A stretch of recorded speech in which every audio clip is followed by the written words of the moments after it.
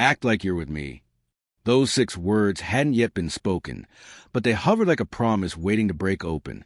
Natalie stood at the entrance of the grand reception hall, a single-place card trembling between her fingers. Crystal chandeliers sprayed light across the vast room, scattering 1,000 reflections onto polished marble and glass. The scent of orchids and expensive champagne mixed with perfume, laughter, and whispered conversations. Every detail screamed luxury, belonging, and family, except for the small, folding table hidden behind a dying potted palm. A table for one. Her table. She adjusted the sleeve of her modest beige dress with her right hand, her only hand, and forced herself to breathe. She'd been preparing for this moment for 10 years without realizing it. But still, standing at her sister's wedding and being exiled like a shameful secret was a wound deeper than anything she'd braced for. "Miss, that's your assigned seat," the waiter repeated, eyes sliding past hers, clearly uncomfortable with the orders he'd been given. The Whitfields had been explicit. The Whitfields. Not Mom and Dad. Never Mom and Dad. Not once in 10 years. "I understand," Natalie whispered, barely audible over the soft jazz drifting from the corner. She started the long walk across the reception hall. 200 pairs of eyes pretended not to watch. 200 people in designer gowns and Italian suits pretending not to notice the 22-year-old girl, with one arm being sent to sit alone. Robert Sinclair loosened his tie at table 8, champagne untouched, attention fixed on the young woman, navigating the sea of round tables draped in silk and crowned with towering orchids. Each table sat 8. Each table but one. "Can you believe Veronica actually invited her?" A woman hissed at the next table. "After everything the Whitfields did for that girl, taking her in after that accident, raising her like their own." "Like their own," another scoffed. "Please, Linda. We all know why Harold really adopted her. His company was hemorrhaging after those layoffs. Taking in a disabled orphan was the best PR move he ever made." Robert's hand tightened around his glass. He watched Natalie reach her lonely table, saw her shoulders shake once, just once, before she straightened and sat, gaze fixed on the ice sculpture of 2 swans she'd never be close enough to touch. Daddy would have done something, he heard in his mind, his daughter Abigail's voice. 7 years old, and somehow wiser than most adults he knew. Just this morning she'd made him promise to make a friend at the wedding. "Mommy wouldn't want you to be lonely, Daddy." Patricia, 3 years gone now, would already be halfway to that corner, fierce sense of justice blazing. She'd never tolerated someone being made to feel less than human. The jazz shifted to a slower melody. The bride, Veronica, floated past in her $30,000 dress, her laugh tinkling like breaking glass. When her eyes flicked toward Natalie's corner, Robert caught the flash of satisfaction there. Cool. Deliberate. That was when he stood up. "Robert, where you going?" Margaret from accounting grabbed his sleeve. "They're about to serve the salmon." "There's something I need to do." He pulled free. Each step across the reception hall felt like walking through honey, thick, slow, and deliberate. Every eye gradually turned. A man in a modest department store suit, walking away from his assigned place, heading toward the girl everyone had agreed to ignore. Natalie didn't look up when his shadow fell across her table. She'd learned not to expect kindness from well-dressed strangers. "Excuse me," he said gently. That gentleness made her look up. "I'm Robert Sinclair. I work with Matthew." He gestured vaguely toward the head table where the groom sat beside his bride. "I couldn't help but notice you're sitting alone." "It's fine." The words came out automatic, practiced. This is where they wanted me to. "I know," Robert said softly, pulling out the empty chair across from her without invitation. "But here's the thing. My daughter's 7. She made me promise to make at least one new friend at this wedding. She worries about me being lonely since her mother passed." His voice dropped to a whisper meant only for her. "Would you do me an enormous favor and act like you're with me just for the reception? You'd really be helping me out." Natalie searched his face with a joke, for the cruelty she was used to finding behind polite smiles. But all she saw was sadness that matched her own, and something else. Genuine anger on her behalf. "Your daughter," her voice cracked. "She's wiser than her old man most days." Robert smiled, transforming his whole face. "So, what do you say? My table has an empty seat, and I could really use the company. These accounting folks are nice enough, but they've been talking about tax codes for the last 20 minutes.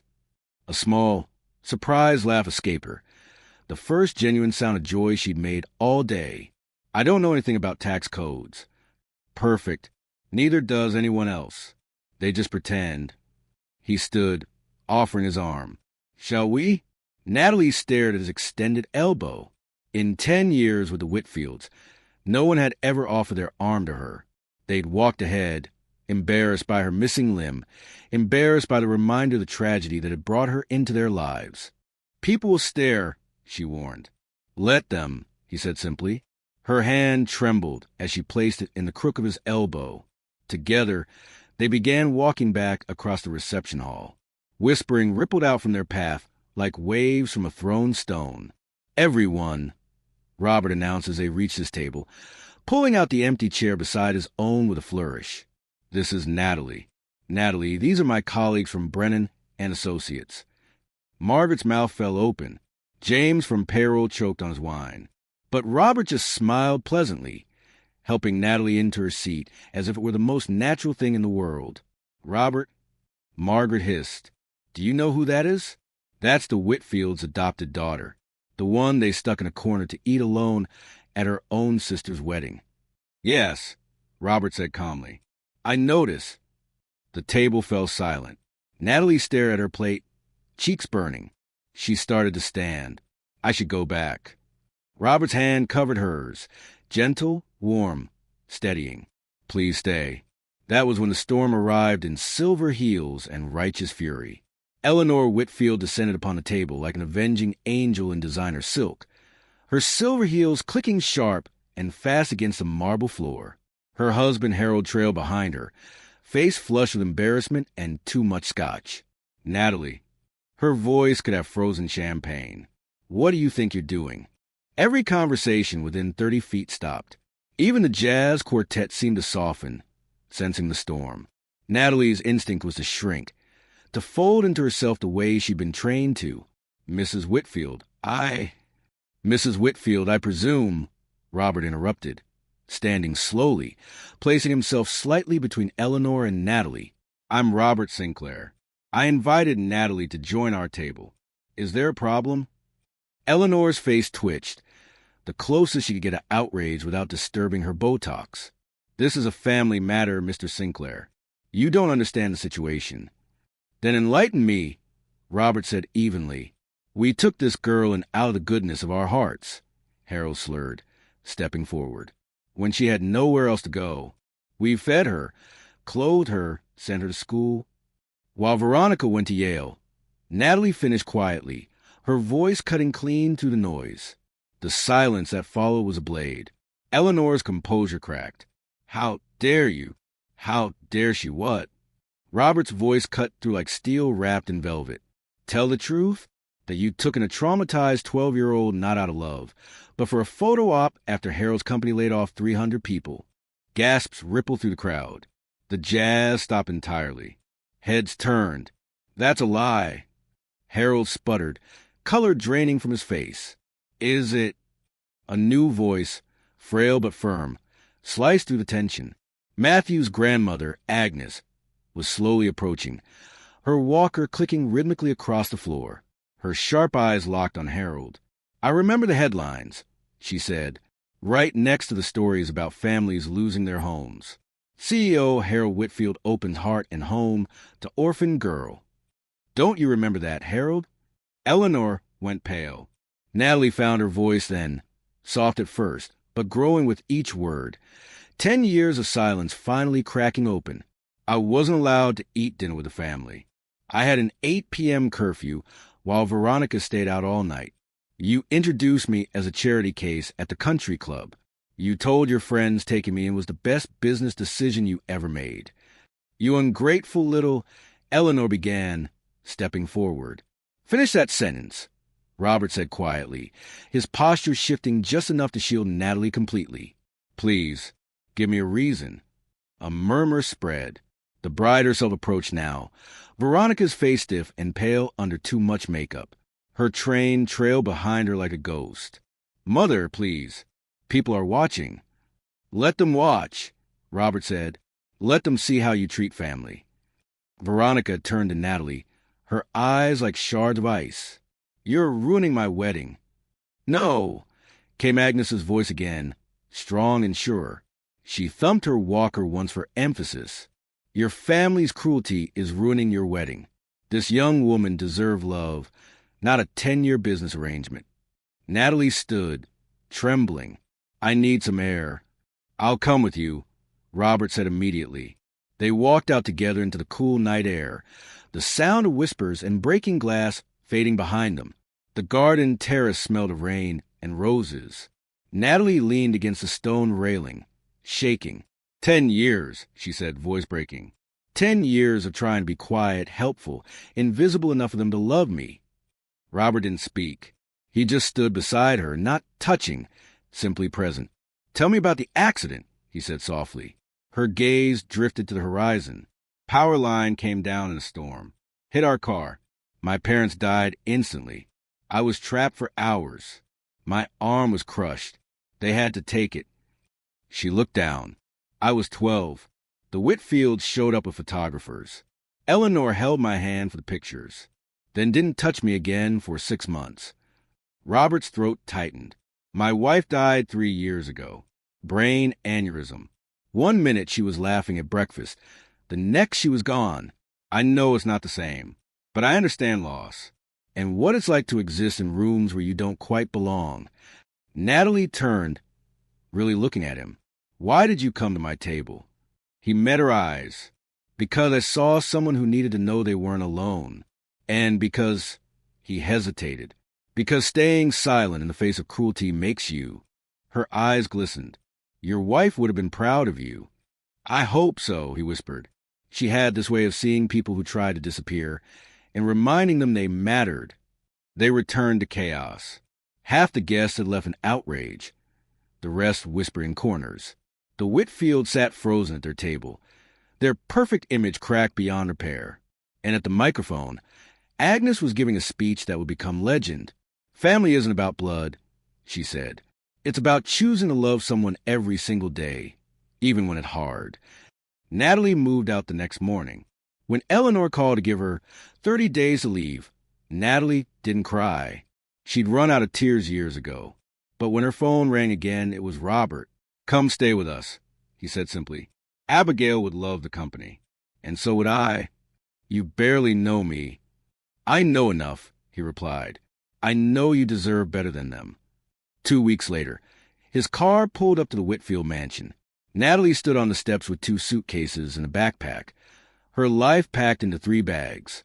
Eleanor watched from the window. Veronica stood in the doorway, eyes cold. "You've ruined everything," Veronica said. "People are calling us monsters." "No," Robert said, lifting Natalie's bags into his trunk. "You made yourselves monsters. She just stopped letting you hide it. Why were you so mean to Miss Natalie?" Abigail piped up from the back seat, serious and small. Veronica blinked. "You wouldn't understand." "I'm 7, not dumb," Abigail said. "Daddy says family means choosing to love someone every day, even when it's hard. You just chose to be mean instead." The drive to the Sinclair home was quiet. Finally, Abigail asked softly, "Miss Natalie, why don't you have a mom and dad?" "They died when I was 12, Natalie said. "My mommy died when I was 4, Abigail said. "But Daddy says people who love us never really leave. They just love us from farther away." Natalie turned to look at Robert, and the tears she thought were gone returned. But for the first time, they were warm. Robert's house wasn't grand, but it was home. Children's drawings on the fridge, photos on the mantel, laughter echoing down narrow hallways. The kind of warmth marble could never hold. Over months, something fragile and beautiful bloomed. Natalie helped Abigail with homework, cooked dinners, told bedtime stories. She learned to smile again, not carefully, not quietly, but freely. And at night, after Abigail slept, she and Robert would talk for hours on the porch about loss, healing, and second chances. One evening, Natalie said, I applied to university.